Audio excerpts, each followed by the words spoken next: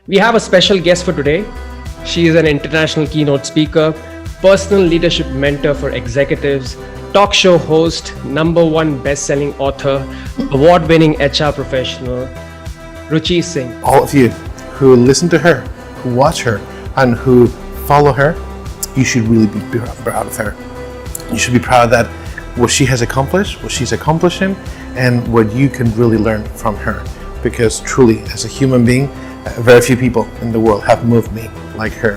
So please listen to her. So take a deep breath in and breathe out. Breathe in, breathe out. Before we get started, make sure you subscribe and click on the notification bell so that you get notified whenever there are new videos.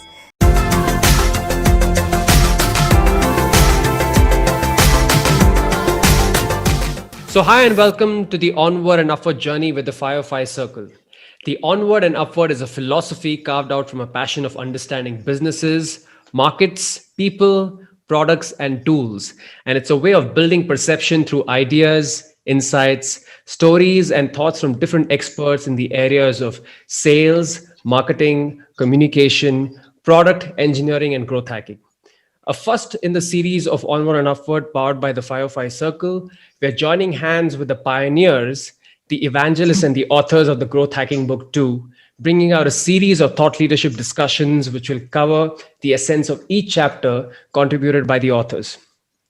We have a special guest for today.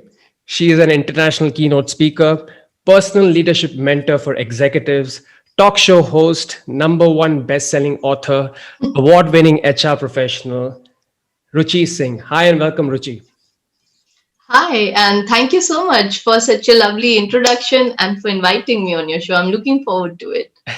Yeah, so you have such a bubbly and effervescent, sort of an outlook, to yourself, which actually, intrigues me into asking, you are a communication leader in a way. You actually mentor, leaders into defining the areas of how better to communicate, right? So this is primarily your background. So I'm very curious to understand what led you into, the whole aspect of effective communication and leadership mentoring. So where did this journey all, sort of begin? Okay, so there is a story behind it. Would love to know. Yes, people love stories. So let me give you some background. Yeah. I personally believe that all of us are communicating all the time, right? Right from when we are babies and we just bully our way into whatever we want. Yeah. And then later, like whether you have been working for a long time, right? So Yep. you know that whether you have to, make a pitch to a new investor, get the seed money, or you asking for that promotion, or even in personal life, like you want to, win over the girl or guy of your dreams. It is all about communication.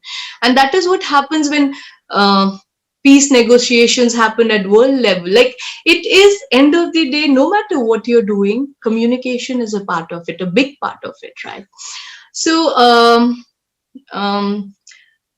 and leadership also is a journey. So there is one thing which I'd like to share is like by now, thanks to Robin Sharma, everyone knows leadership is not a position. I don't know how many people actually understand the essence of it, but we are very familiar with this line and it is true.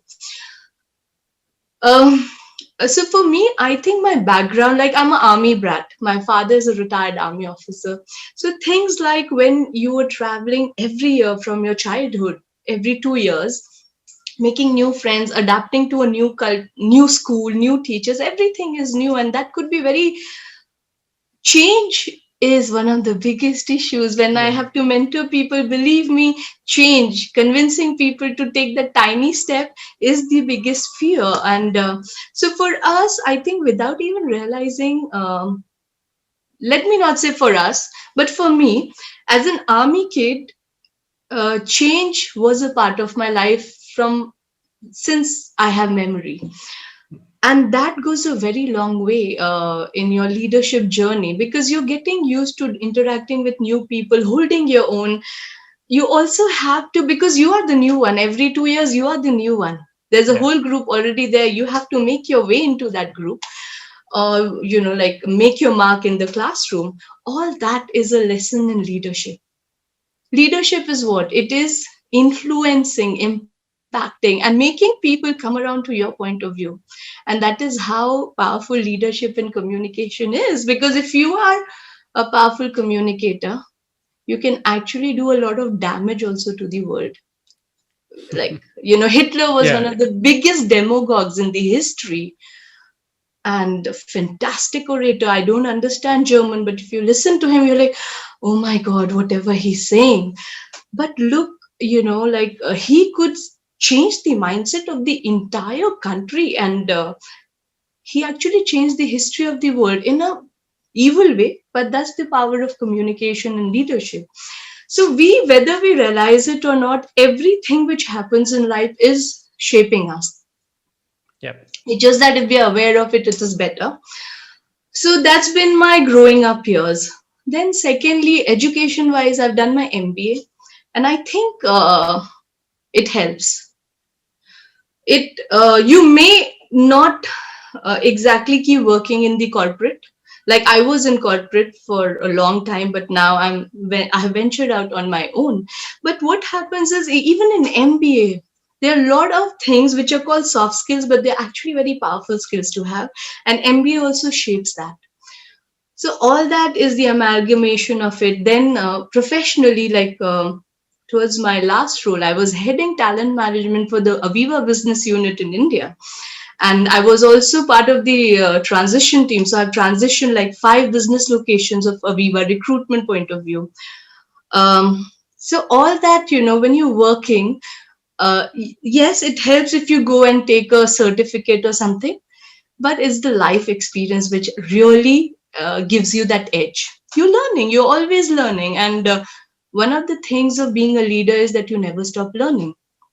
So yes, like I'm a certified leadership assessor from Aviva and all that jazz. So that's there. And then on top of it, so now coming to the story, that was just the build up. Yeah. I was Interesting. married, Yeah. and I was very recently invited to give a speech, a keynote at the UN, Bangkok. And they definitely did not invite me on my communication skills. I mean, I communicate well, but that was not the reason. And it was for a leadership summit. I was invited for a leadership summit because of this story which I'm going to share. So I was married and I was in Sydney, and it was an abusive marriage. And I'm not going to bore you with the details, but towards the end of it, and I like to say this because it is so true in my case, a life is made up of millions of moments, but then comes one moment that defines the rest of your life. And for me, it happened the night my husband, now my ex, he came home drunk and he kept a butcher's knife to my throat, saying that, threatening to kill me. And I'm very lucky that he changed his mind. So that was the turning point. And it led me to question a lot of things. And I was very furious with myself because I was like, have I taken birth just to be a statistic of domestic violence? And the answer is no. And another thing is, when you face death,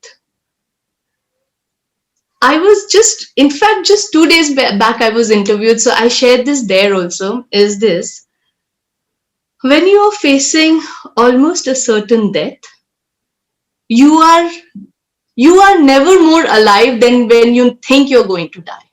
Let me put it this way.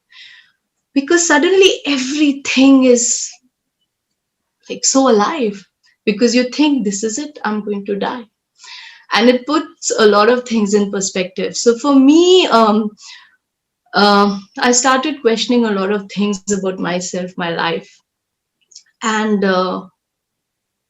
I thought that if I had died that night, like, what would have been the value of my life? Yes, I'm a good person, like an average person. I've never harmed anyone, but what is the value of my life?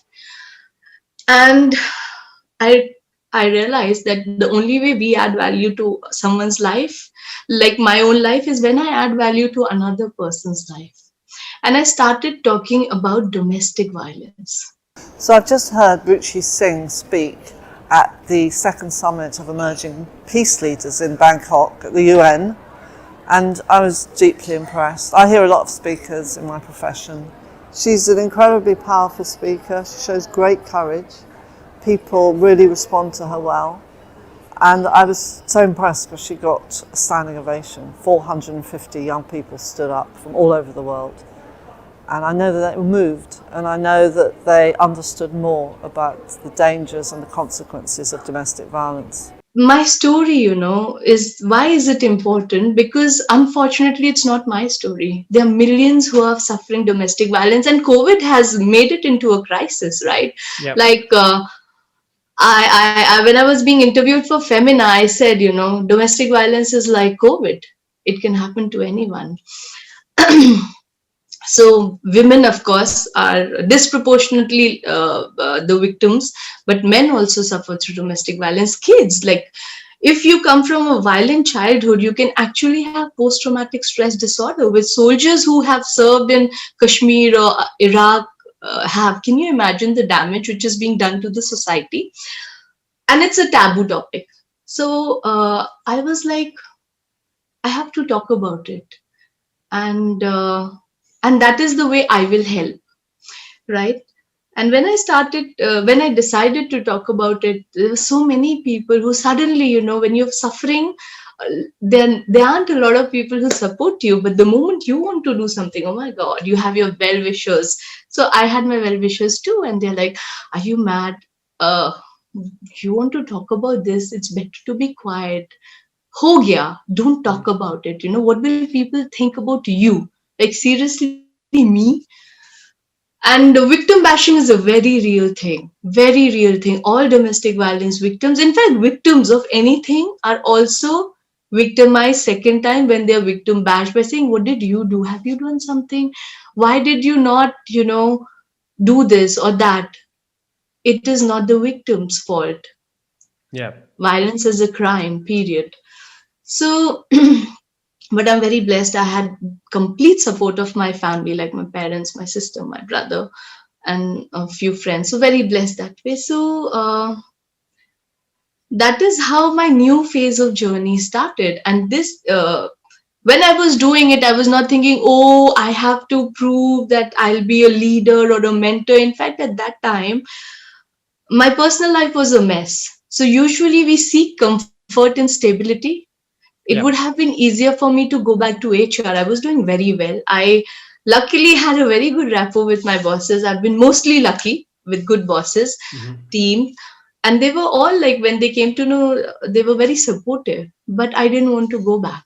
For me, I was not even thinking like, okay, when I do this, so one day I'll be in UN or one day I'll be interviewed about leadership. I had just one thought: domestic violence is a crime. It is happening to a lot of people. And not enough people talk about it in a way that others stop and listen, because it is a skill set again. So that is what I started doing. And I faced my own challenges because, like, some women were upset, why are you talking about men?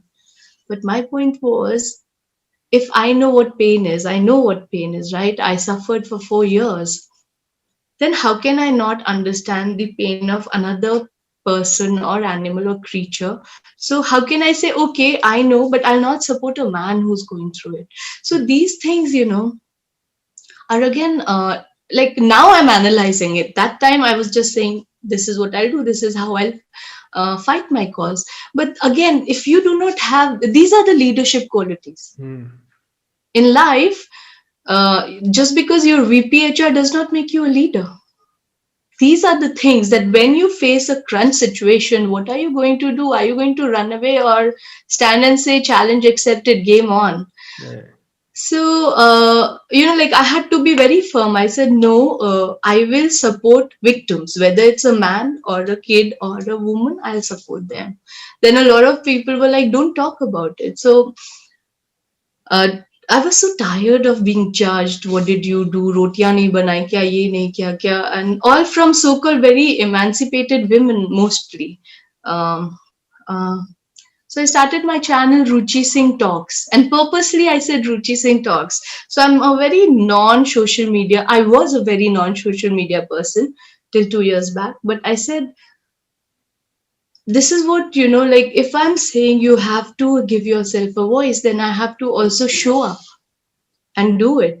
So I started my YouTube channel where I actually talk about motivational stuff, or I interview Indian Army generals. That I love doing that. Yeah. They are the influencers and inspiring people. And if you love Indian Army, even if you watch just one interview, must watch General Cardozo's interview. Like, amazing, amazing guy. I'm not selling her, but it's like, I'll certainly watch it after this. oh yes, Definitely. I'm telling you, not a waste of time. Yeah. Your story of courage brings out the harsh and grim reality which an army goes through war and other operations. And it may look very glamorous on a movie screen, but reality can be very heartbreaking. Sir, I noticed a very important and a fascinating point that you had just 584 soldiers. When we landed in the heliborne landing, our Yeah. strength was 584, Yeah. but we suffered a lot of casualties. So when the final surrender took place, our strength was 532.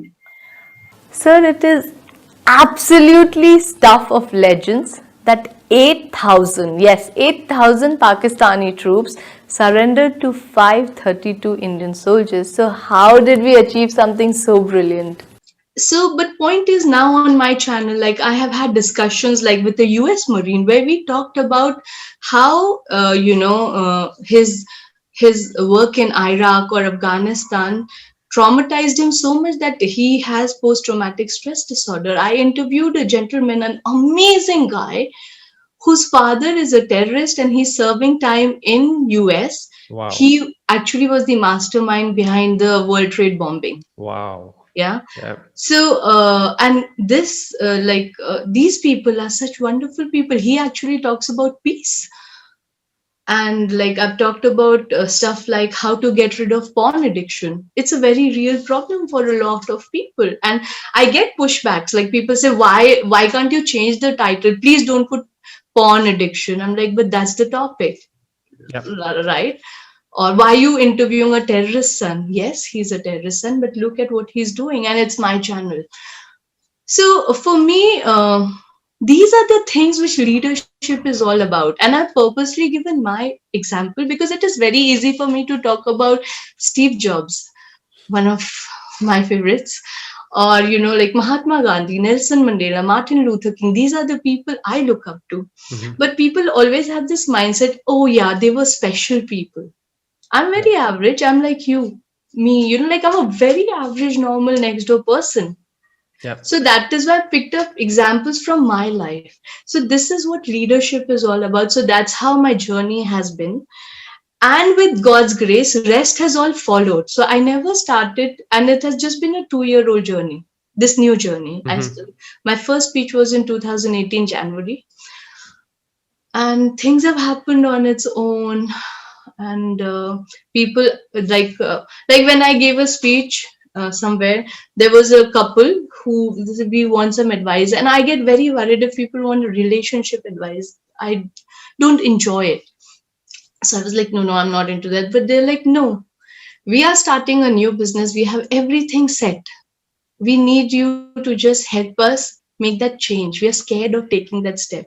So all that happened on its own. Yeah. And I've been very lucky and very grateful. So that's how my journey has been into leadership and communication. Fantastic. What an inspiring journey, and kudos to you. With adversities, bring in the opportunities, as the saying goes. And it's a true example, living example in Ruchi Singh. Kudos, and I tip my hat. So Thank amazing. you. What an amazing journey. Fantastic. Now, communication, effective communication rather, is paramount, right? Because you actually mentioned so many instances that, communication is the core skill that everybody needs to, really have. So what are the basic elements that maybe somebody would be interested in knowing, which will actually sort of help that person be a better communicator? Maybe 3 or 5 basic aspects that you can actually sort of bring out. All right. So one would be again, like, communication is highly technical. If you want to make a career out of it, it is highly technical. It's both a science and an art. Yeah. So when I said, let me answer with a story, that is actually one of the most powerful persuasion tools being used. And now it's become a buzzword, but it has been in use ever. If you look back, everything starts with a story. And especially in like in our scriptures, I follow Hinduism. In our scriptures, all the knowledge is given in a story form. So storytelling is very powerful, because our human mind is somehow it's a very ancient mind, and we that was the way we passed time. Even, like, let's not even go back so long. Before internet, when we were kids, there was no internet. Yes, I'm that old. So so before internet, what did we do during summer holidays? We either read, or we sat together and shared stories, or those ghost stories at night, stories. Even when we are gossiping in corporates, like, did you know what happened, what are you doing, actually you're telling a story. So storytelling is one of the most powerful persuasive tool in use. So please use that. It makes everything more interesting. Because, see, to me, my story may be interesting to me, but I cannot make the mistake of assuming that just because it is important to me, it should be important to you. No. As a communicator, there is the most important thing is you are the most important thing. If you are my audience, I have to deliver a speech or communication, or if I'm negotiating. I used to negotiate a lot in my corporate role. So I have to ensure that Kushagra, I hope I'm pronouncing your name correctly. Yeah, absolutely. Bang on. Yeah. Kushagra is the most important person. I will still influence you to my point of view. Yeah. If I'm negotiating, if I want you to say, hey, work for my cause, whatever. But I have to always make it about you. And storytelling is a very powerful tool, and it is used increasingly with businesses also. Yeah. Yeah. So one is that. Then secondly is there are a lot of tools. I'll not go into a lot of technicality. So one is storytelling. One is, if you have to give, let's say if I have to give a speech, I cannot be in love with my idea. A lot of people make that mistake. Again, I have to do my research and understand that what is it that my audience is looking for when they pay so much money to come and hear me, and they're giving an hour of their life to me. So I have to ensure that. So when I was invited to give a speech at Women, I'm forgetting, like it was a big event where women, back to work thing. So now I can't just go and start pitching about, say, domestic violence. It is not that forum. So I created something about failure, because a lot of people, when they have a gap, whether men or women, it is a psychological thing that we start thinking less of ourselves. There may not be anything wrong with us. We still do not lose that skill set. If I have not worked, say if I have not communicated on a stage, that does not take away my basic skill set. However, I may lose that self-esteem and confidence. And I may also start thinking of myself as a failure. That's a very common mindset. So I had to think, okay, this is what a lot of people would be thinking. So let me create a keynote where I talk about failure leading to success.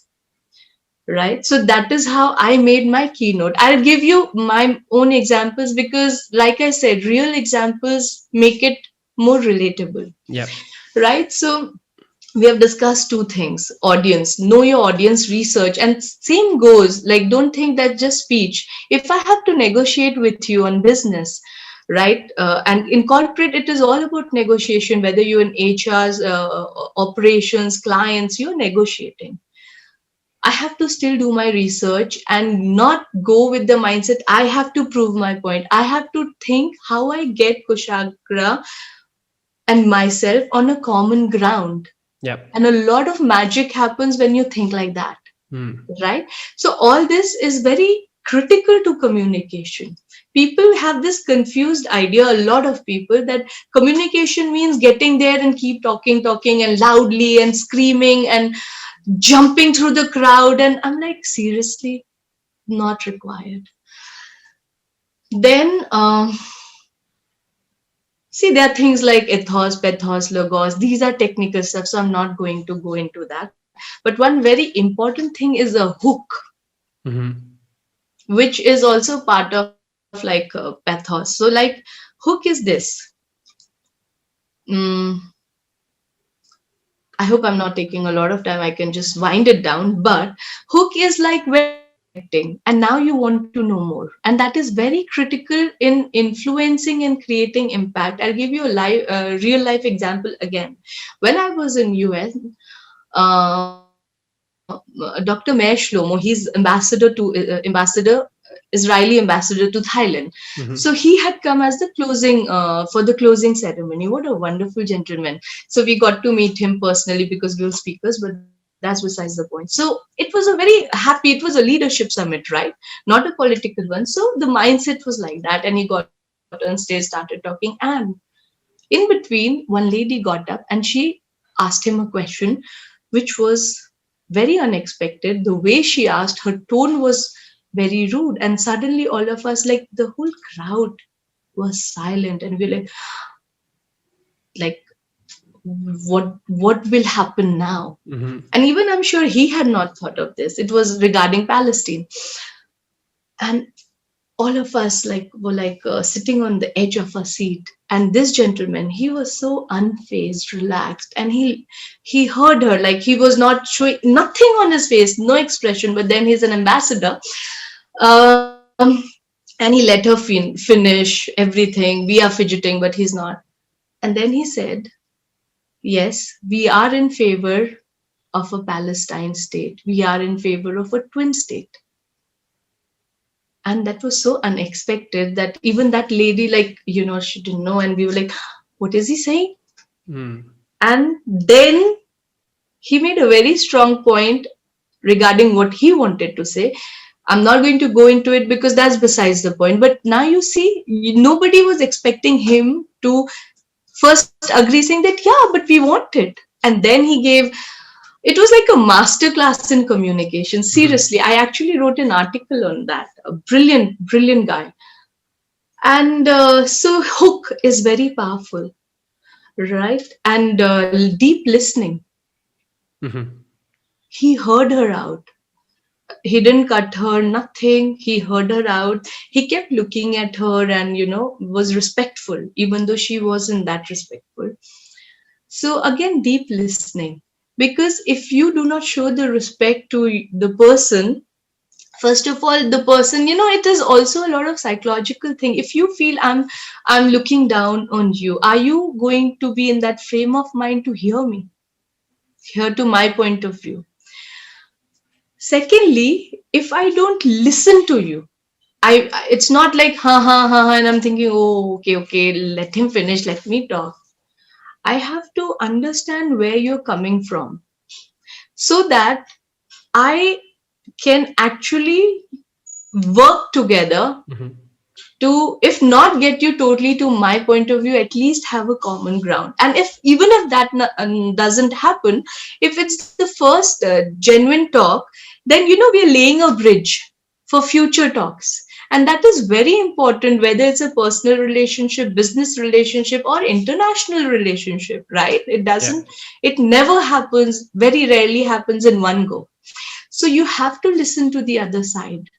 And so I don't know how many I've shared. These are some of the things. Then there are a whole lot of other things. You have to have the body language, vocal. You have to, I can't be talking in monotone. Things like that. Work the stage. No, fantastic, fantastic, sort of best practices and, skill sets that you actually sort of laid out. Brilliant.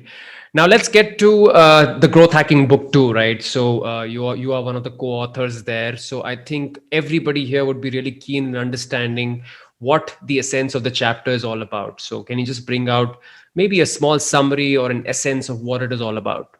Oh, yes, my title says it all. How to give a United Nations worthy speech. Wow, wow. Fantastic. Yes, so when I was approached for this, I was like, growth hacking, I am not into, like, like growth hacking, you think is mostly like a very technical term. Yeah, yeah, yeah. And like, I'm like, no, I'm not into that. So they're like, but you spoke at the UN, and I think if you share that, it will be of interest and it will be of value to the readers. So I said, okay. So yeah, that's it about. And like I've shared already a few tips, so it has much more than that. So yes, I've tried to, because we had to keep it below 1,000 words. So Yeah. I have tried to add as much value as I can. So that's like the title says it all, how to give a UN worthy speech. But thing is, not everyone is going to be invited to give a speech at the UN, and not everyone has inclination to actually be there, right? Yeah. But my point was this, that if you can speak at such a prestigious stage, that means that you can hold your own in a lot of other spaces, and that's my way of adding value. Fantastic. I'm already sort of sold on that. I'm really looking forward to the chapter and getting my hands on the book, right? So fantastic. Great. So I think what holds for you in the future? What are your aspirations going forward? Very interesting question again. I'm sure you have something in your mind. So yeah. Okay, so the kind of person I am, I never put anything on social media till the time I have it. Right. So my idea is this: if I have achieved something, then if I share it, it makes sense. Before that, only key people need to know. Yeah. So I am working on some projects. Some are very exciting. See, I'm like I cannot share about some projects because it involves other people, and we are still in the process of creating nitty-gritties and all that. It would have happened this year, but I think this year took a toll Absolutely. on all of us. But I can share about certain things, like this book which is coming out. Then I am actually writing a complete book on communication. Wow. So I hope that helps people. And what else? There's another book which will come sometime later, but that's very close to my heart, which is more towards leadership, where I share my story, but I'm not in it. Like I made it fictional because I can make it more, like I wanted to be slightly away from it, but I'm hoping that would that book is very close to my heart. So I shared the journey, but more than the journey, I shared the tips which helped me. So because a lot of people are in a bad state, they're going through their own suffering, and I would like to help. So these are the things I can share. I've been asked to create a course on communication, but I cannot share any more details because we are like in talks, and it involves other people also. So these are few of the things. And for future, once you face death, Kushagra, life becomes very clear. You stop sweating the small stuff. Yeah. I use someone's, it is some book. Yeah. So I'm plagiarizing here, but yeah, you actually, you get more sorted in life, and you get more, you're not that worried, and you're not planning 10 years ahead. And I'm anyways very open to change. So I don't know where future will take me, but I'm sure it'll be happy with God's grace. No, it will. It will, I'm sure. So plenty to look forward to. So we'll be following you closely. Yeah. Awesome. So one success mantra for the audience to sort of take away. You're such an inspiring, a woman yourself. Your story has been so impactful. You've been through adversities, and you've made the adversities into opportunities. So any success mantra that could actually sort of instill that confidence in each one of us? Yes. See, there is no set rule for success. And the moment people realize it, it gets easier. What may mean success to me may not be your idea of success, right? A lot of people get motivated by different things, and we have proper tests on that. Like I'm actually a PI certified, so you know you have those A profile, B profile, and all that. We do that in HR. So first of all, don't get swayed if everyone is saying hustle, hustle, hustle. And if it is not your idea of success, then don't hustle, because it is your life. You are in on this planet for say 80 years or whatever, if you're very lucky. Do whatever, as long as you're not harming anyone, do whatever you want to do and do it. Then give it your all, put in a lot of hard work and work smartly. But first define what success means to you, because I cannot define what success means to you. You have to do that on your own. And believe me, it may sound like, oh, what is she saying? But if my idea, I'll tell you, I think it is very silly to be working for 18 hours. My idea of success is being able to enjoy my success. And if I can't do that, what's the point? Like, it is me. Elon Musk may enjoy working 18 hours, and obviously he's up there, but it is not my idea of success. So I do it my way, and then I decide what I'm going to do within that definition. And it is very important. So it's a very practical advice I've given. No, fantastic. Very, very profound indeed. Amazing. So one last one, a quick shout out from you, maybe to the audiences to, go out there and, order the book online, maybe, that, and then we quickly sign off. Yes. So please go ahead and buy Growth Hacking Part 2. All of us have shared the best knowledge we have, and we hope, and this book was made with the aspiration to help the readers. Yeah. So it's a very serving book in that way. So please go order it. It's already being ordered online. It has been a bestseller in a lot of countries. I think Australia, France, India, and a lot other places. It has been #1 in a lot of categories. So do give it a look, and I'm sure it will add value. Fantastic. Look, Ruchi, thank you so much for being a part of the Firefly Circle and sharing some great insights and best practices, which I'm sure will help many to go onward and upward. Yeah, thank you. Thank you so much. Thank you for having me. Thank you.